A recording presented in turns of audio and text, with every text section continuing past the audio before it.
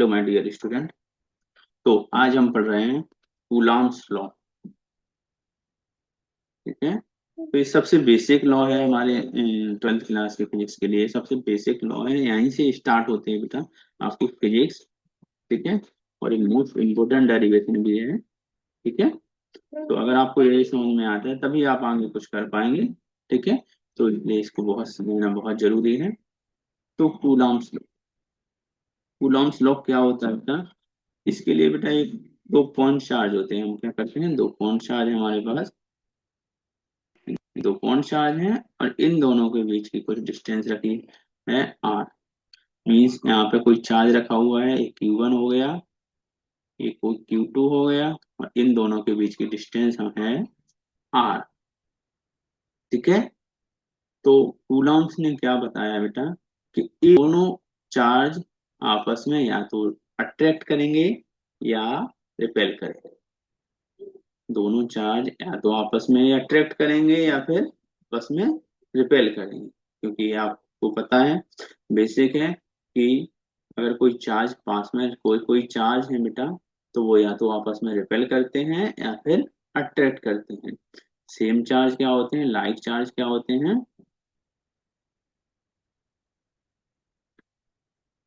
अगर charge like charge है, like charge अगर हमारे पास है तो क्या होंगे ये होंगे बेटा रिपेल। ठीक है। ये क्या करेंगे, आपस में एक दूसरे को क्या करेंगे, रिपेल करेंगे। ठीक है। और अनलाइक चार्ज है, अनलाइक चार्ज है मतलब एक चार्ज प्लस है एक चार्ज माइनस है, तो क्या होगा, ये आपस में अट्रैक्ट करेंगे। आपस में एक दूसरे को क्या करेंगे, अट्रैक्ट करेंगे। ठीक है। तो जब भी कभी अट्रैक्शन होगा या फिर रिपल्सन होगा, या तो अट्रैक्शन होगा, ठीक है, या फिर रिपल्सन होगा, तो इन दोनों पर बेटा क्या होगा, फोर्स लगेगा। इन दोनों पर फोर्स लगेगा, या तो ये आपस में पास जाएंगे या फिर दूर जाएंगे। दोनों ही कंडीशन में इन पे फोर्स लगेगा। तो वो फोर्स कितना हो, कितना फोर्स इन दोनों पर लगेगा? जैसे आप दो लोग हैं, एक एक पर्सन यहाँ पे है, ठीक है, और एक यहाँ पर है। ठीक है। आप दोनों रस्सी से खींच रहे हैं एक दूसरे को, तो ये दोनों आप दोनों एक दूसरे को खींच रहे हैं, तो क्या होगा, आप दोनों के ऊपर फोर्स लगेगा। ठीक है। या फिर आप एक दूसरे को धक्का दे रहे हैं तो भी आप दोनों पे क्या लगेगा, फोर्स लगेगा। अब वो फोर्स कितना होगा उसको हमें पढ़ना है। मीन्स ये दोनों चार्ज हैं, उन दोनों चार्जेस पर कितना फोर्स लगेगा, फोर्स का अमाउंट कितना होगा, वो हमें पढ़ना है। तो किसने बताया था, ये कूलॉम्स नाम के साइंटिस्ट हैं, उन्होंने एक नियम दिया, लॉ दिया। उसके बेसिस पर हम बताते हैं कि इन दोनों पर कितना फोर्स लगेगा। ठीक है। तो चलिए स्टार्ट करते हैं। तो ये तो बेसिक था, तो मैंने आपको बता दिया, क्योंकि दो चार्जेज अगर पास में रखे हैं तो उन दोनों के ऊपर फोर्स लगता है। फोर्स अट्रैक्टिव फोर्स भी हो सकता है और रिपल्सिव फोर्स भी हो सकता है। ठीक है। अगर अट्रैक्टिव फोर्स है तो ये दोनों एक दूसरे के पास जाएंगे, और रिपल्सिव फोर्स है तो दूर जाएंगे। लेकिन क्या होगा, पुश करेंगे या पुल करेंगे, मतलब रिपेल करेंगे या फिर अट्रैक्ट करेंगे। ठीक है। तो चलिए, तो अकॉर्डिंग टू कूलॉम्स लॉ, पहले मैं एक डेफिनेशन लिख दूं थोड़ी सी। अकॉर्डिंग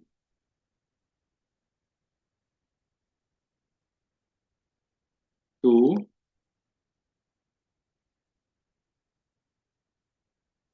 कूलॉम्स, क्या बताया इन्होंने, इन्होंने बताया the force of attraction, the force of attraction. Attraction या तो अट्रैक्टिव फोर्स लग सकता है और repulsion, the force of attraction और रिपल्सन। ठीक है। द फोर्स ऑफ अट्रैक्शन और repulsion between between two point charge. ये जो चार्ज है बेटा वो कैसे है, पॉइंट चार्ज। पॉइंट, मतलब क्या हुआ बेटा, ये दो चार्जेज हैं, इन दोनों के बीच में तो अट्रैक्टिव फोर्स लगेगा या रिपल्सिव फोर्स लगेगा। पर वो कितना होगा, the force of attraction or repulsion between two point charge is directly proportional, directly proportional, directly proportional to the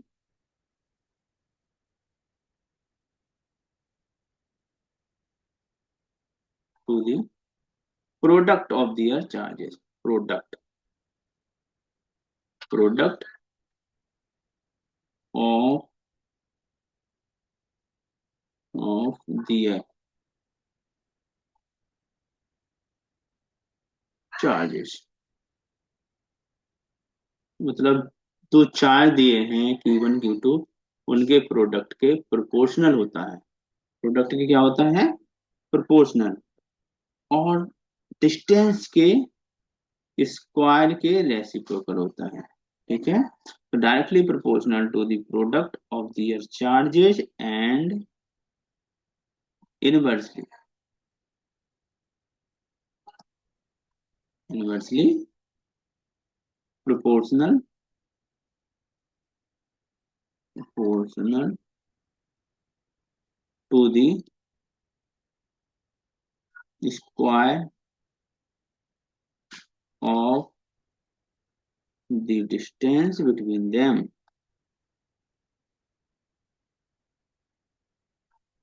distance between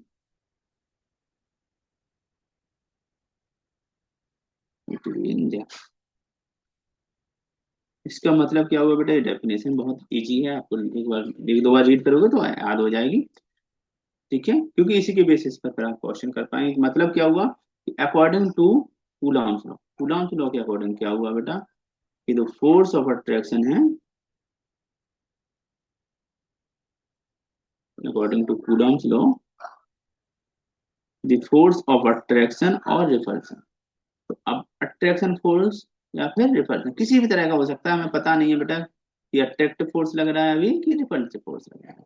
the force of attraction और repulsion between the two points charge is directly proportional to the product of their charges and inversely proportional to the square of the distance between them। तो अगर आपने 11th class में आपने universal law of gravitation पढ़ा होगा तो वो भी सेम इसी टाइप का था।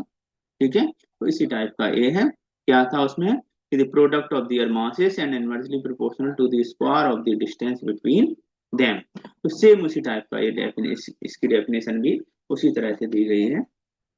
ठीक है, तो चलिए, ये तो मैंने आपको डेफिनेशन बता दी, यहाँ से आपको इन्वर्टेड कॉमा में लिख लिया करो। ठीक है, और यहाँ तक ये इन्वर्टेड कॉमा में आएगा। ठीक है, अब इसका डेरिवेशन, तो डेरिवेशन कैसे करेंगे, तो मैं आपको डेरिवेशन बता रहा हूँ। चलिए, ठीक है, बात समझ में आ गई होगी। आप चाहो तो साथ साथ में इसको नोट करते जाएं, नोट कर लिया करो, जिससे क्या है आपको बाद में प्रॉब्लम नहीं आएगी। नोट, है ना, जब आप बाद में पढ़ेंगे तो आपको कोई भी प्रॉब्लम नहीं आएगी।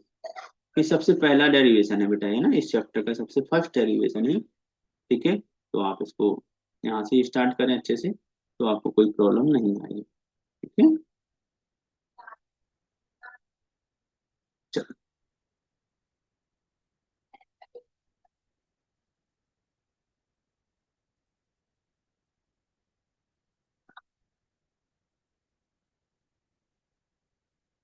ठीक है, तो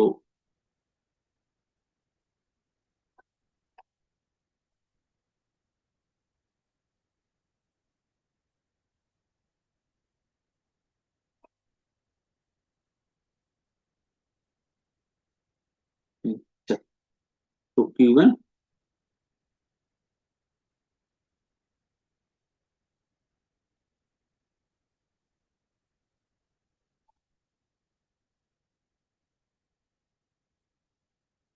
Q2 एंड ये क्या होगा, चलो,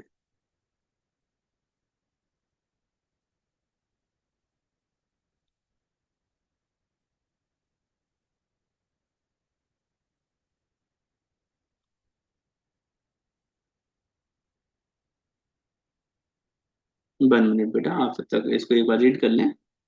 ठीक है।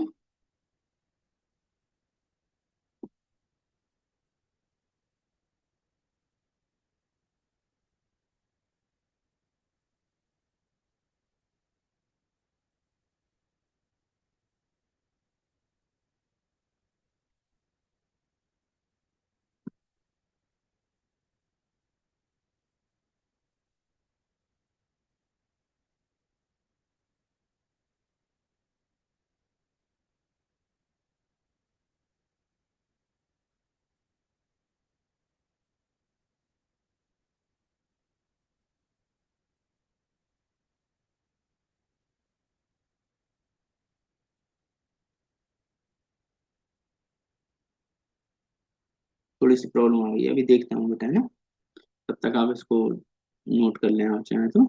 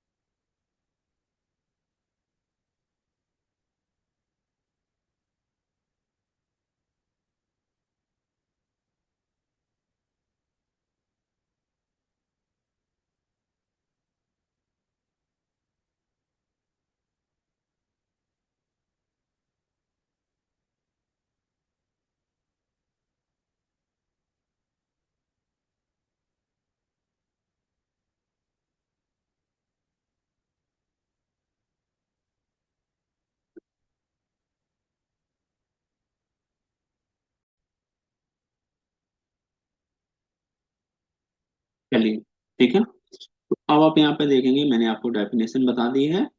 थोड़ी सी प्रॉब्लम आ गई थी नेटवर्क में, तो अब दोबारा स्टार्ट हो गई। चलिए, तो मैंने आपको डेफिनेशन बता दी है कूलॉम्स लॉ की। अब मैं इसका डेरिवेशन आपको बता रहा हूँ। तो यहाँ पे मैं एक पॉइंट चार्ज कंसीडर कर रहा हूँ, Q1, और उससे r डिस्टेंस पर एक दूसरा पॉइंट चार्ज कंसीडर कर रहा हूँ, Q2। तो Q1, दिस इज Q1, और दिस इज Q2। और डिस्टेंस कितनी है इन दोनों के बीच की? डिस्टेंस इन दोनों के बीच की r। ठीक है।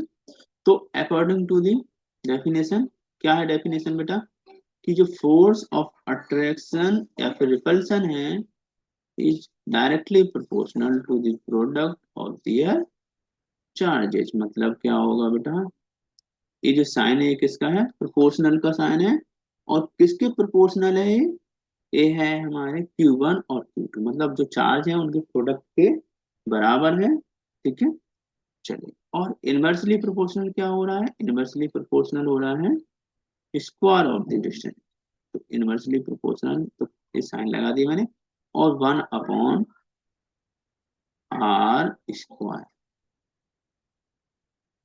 तो इन दोनों के क्या हुआ बेटा, product proportional to, directly proportional to the product of the charges and inversely proportional to the square of the distance between them. तो आर क्या है? उन दोनों के बीच की डिस्टेंस है, और उसके स्क्वायर के इनवर्सली प्रोपोर्शनल होता है। तो इनवर्सली का मतलब आपको 1/, में आपको लिखना होता है। ठीक है। अब ये तो डेफिनेशन हो गई है। चलिए, अब हम आगे क्या करेंगे बेटा, आगे करने के लिए इन दोनों को कंबाइन कर देंगे, combining, combining both equation, combine equation 1 and 2। तो 1 और 2 को मैं क्या करता हूँ, कंबाइन कर दिया। कंबाइन करने पर क्या होगा बेटा, देखो यहाँ पर F proportional Q1 Q2 and upon R। तो ये क्या आ गया बेटा, एफ हमारे पास आ गया क्या, इसके प्रोपोर्शनल आ गया बेटा, Q1 Q2 के प्रोपोर्शनल और inversely proportional to the square of the distance between, उन दोनों के बीच की डिस्टेंस के स्क्वायर के रेसिप्रोकल। ठीक है, चलो अब आपको एक बात पता होनी चाहिए, जब भी कभी बेटा प्रोपोर्शनलिटी साइन हटता है तो एक कांस्टेंट आता है, तो यहाँ पे एक कांस्टेंट आ गया क्या, के, इसको मैंने बराबर लिख दिया, के इक्वल, सॉरी एफ इक्वल के Q1 Q2 upon are square. ठीक है, इन दो चार्जेस को मैंने किस में माना हुआ है बेटा, एयर में माना हुआ है। किसके लिए कर रहे हैं हम, एयर में, या वैक्यूम लिख देंगे। ठीक है, किस में लिया हुआ है हमने, वैक्यूम, वैक्यूम में लिया हुआ है। ठीक है, तो इसलिए इसमें क्या होगा बेटा, कांस्टेंट नहीं आएगा, नहीं तो एक टर्म आता है। ठीक है, चलिए, तो एफ इक्वल टू क्या हो गया, के Q1 Q2 upon are square. ठीक है, चलिए अब हम आगे करेंगे बेटा। अब क्या होगा, के की हमें वैल्यू पुट करनी पड़ेगी। ठीक है, तो के की वैल्यू क्या होती है बेटा, देखो यहाँ पर मैं यहाँ पे लिख देता हूँ, के यहाँ पे लिखना पड़ेगा where, where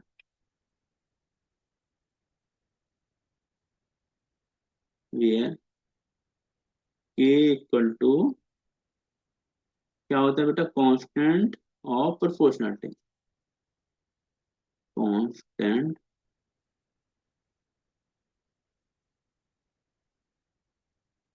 of proportionality, of proportionality. तो जब भी कभी आप कांस्टेंट, आप प्रोपोर्शनल का साइन हटाएंगे तो वहां पे क्या आता है बेटा, कांस्टेंट आता है, उसको हम क्या कहते हैं, constant of proportionality, constant of,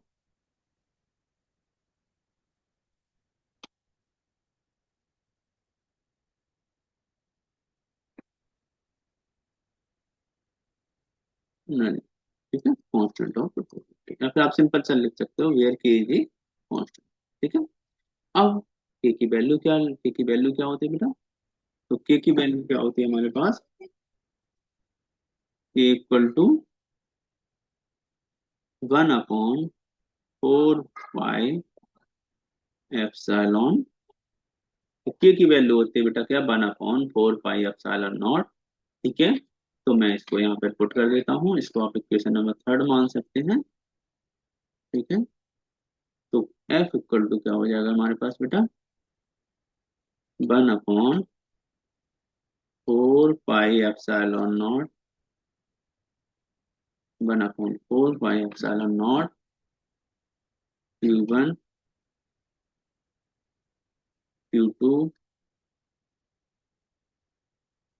upon are square, Q1 Q2 upon are square. F की वैल्यू क्या हो गई बेटा, 1/4 pi epsilon naught Q1 Q2 upon are square.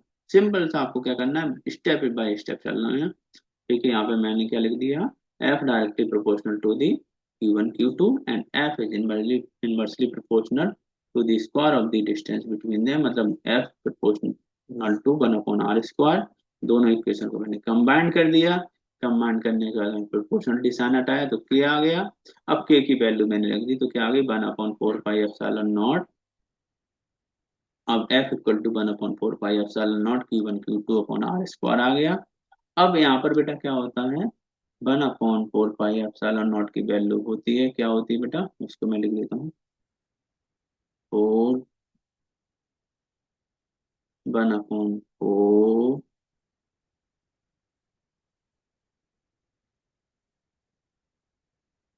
ठीक है,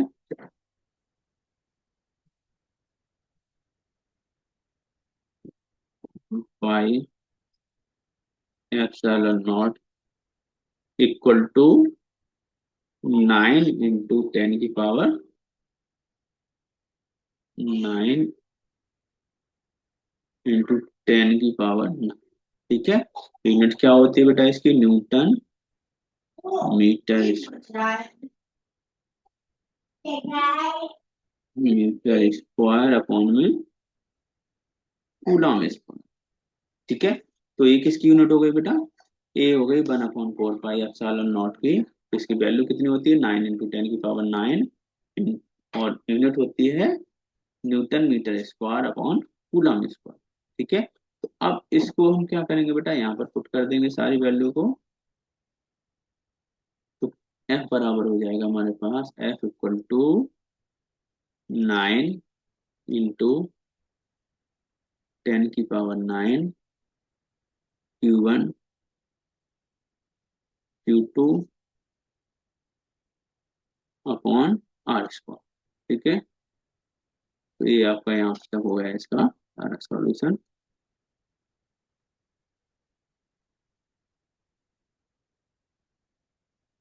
ठीक है, यहाँ पर आपका आ गया ये सारा सॉल्यूशन, तो आपको यहाँ तक करना पड़ता है बेटा। अब इसमें बेटा एक एप्सिलॉन नॉट होता है। एप्सिलॉन नॉट क्या होता है, तो इसकी वैल्यू होते, इसकी वैल्यू भी आपको पता होनी चाहिए, 8.854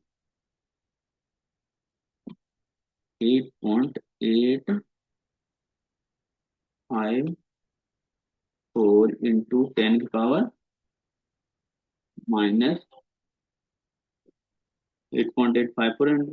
10⁻-12। ठीक है, अब इसकी यूनिट क्या होती है, यूनिट होती है बेटा इसकी coulomb square upon newton metre. ठीक है, ये क्या होती है बेटे, परमिटिविटी ऑफ फ्री स्पेस। तो ये भी आपको याद करनी पड़ेगी यहाँ पर। तो यहाँ से आपको सिंपल सा एक मेथड मैंने आपको बता दिया क्या होता है बेटा, कूलम्स लॉ क्या होता है। ये बहुत ही important, important, very very important है बेटा, क्योंकि ये देखो पेपर में आए या नहीं आए ये मैटर नहीं करता। मैटर क्या करता है बेटा, कि आपको बेसिक आता है कि नहीं आता है, क्योंकि पेपर में जरूरी नहीं है ये आए, है ना।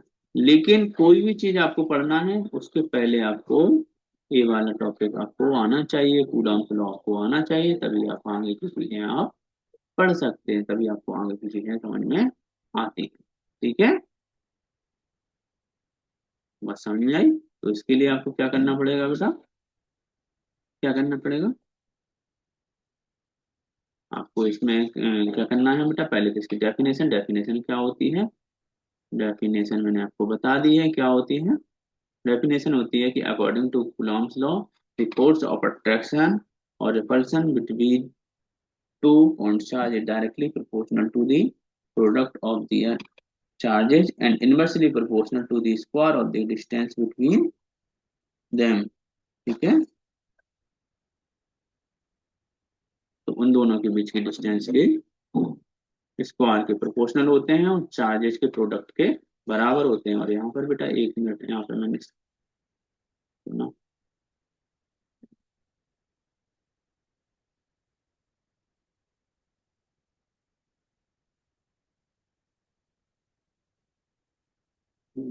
टी को डबल कर दिया, यू डबल है।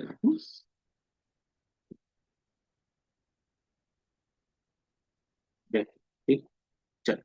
तो क्या होता है बेटा, डेफिनेशन क्या होती है, according to Coulomb's law, the force of attraction और repulsion between two point charge is directly proportional to the product of their charges and inversely proportional to the square of the distance between them. अब इसको मैंने इस symbol के form में लिख लिया। अब सिंबल के फॉर्म में लिखने के बाद मैंने इक्वेशन वन और इक्वेशन टू को कंबाइन कर दिया। अब उसके बाद क्या किया बेटा, यहाँ पर, यहाँ पे मैंने प्रोपोर्शनलिटी साइन हटाया तो कांस्टेंट आ गया के, यहाँ पे लिख दिया वेयर के इज कांस्टेंट ऑफ प्रोपोर्शनलिटी। यहाँ पे कांस्टेंट ऑफ प्रोपोर्शनलिटी आ गया। उसके बाद के की वैल्यू क्या होती है, के की वैल्यू होती है बेटा 1/4 पाई एप्सिलॉन नॉट। ठीक है, तो मैंने यहाँ पे पुट कर दी, के की वैल्यू पुट कर दी यहाँ पे। ठीक है, उसके बाद 1/4 पाई एप्सिलॉन नॉट की वैल्यू कितनी होती है बेटा, 9 × 10⁹ newton metre square upon coulomb square. ये यूनिट बेटा ध्यान रखनी है, यूनिट ध्यान रखनी है, क्योंकि यूनिट भी कई बार एग्जाम में पूछी जाती है। ठीक है, चलिए अब इसके और इसके डायमेंशन और फॉर्मूला भी पूछा जाता है, वो भी मैं आपको अभी बताऊंगा। ठीक है, तो उसके बाद मैंने यहाँ पे 9 × 10⁹ 9 रख दिया, Q1 Q2 upon are square रख दिया। अब यहाँ पे एक टर्म और है बेटा, एप्सिलॉन नॉट। इसका इसका नाम क्या होता है बेटा, परमिटिविटी ऑफ फ्री स्पेस। ये क्या होती है, परमिटिविटी ऑफ फ्री स्पेस होती है। ठीक है, इसकी वैल्यू होती है 8.854 इंटू 10⁻12 कूलम स्क्वायर अपॉन में न्यूटन मीटर। तो ये आपका हो गया क्या बेटा, पूरा कूलम्स लॉ का डेरिवेशन। तो इसको आप एक बार अच्छे से देखना, रीडिंग करना और नोट करने के बाद, ठीक है, फिर एक बार आपको खुद से करके देखना। अगर कहीं पे आपको डाउट आता है तो आप मुझसे आप पूछ सकते हैं, आप कमेंट में भी लिख सकते हैं, या फिर मुझ पर व्हाट्सएप पर आप मुझे मैसेज कर सकते हैं। मेरा नंबर है 8878836549। ठीक है, ये मेरा नंबर है, तो इस पे आप कमेंट कर सकते हैं, इस पे आप मैसेज कर सकते हैं, या फिर कमेंट में भी आप मुझे बता सकते हैं कि आपको ये बात समझ में आई या नहीं आई। और समझ में आई, ठीक है, या फिर कोई डाउट है तो कहाँ पे डाउट है आप वो मुझे बता सकते हैं, क्योंकि आप मुझे बताएंगे तो उसी के हिसाब से फिर मुझे भी आपको, है ना, समझने में थोड़ी सी आसानी हो जाएगी। क्योंकि जब तक आप बताएंगे नहीं तब तक मुझे भी पता नहीं चलेगा कि आपको कहाँ पे डाउट होता है। ठीक है, तो इसी तरह से ये पूरे चैप्टर के 10-12 डेरिवेशन है, मैं सारे डेरिवेशन में आपको वन बाय वन कराता जाऊंगा। अभी फर्स्ट चैप्टर का फर्स्ट डेरिवेशन।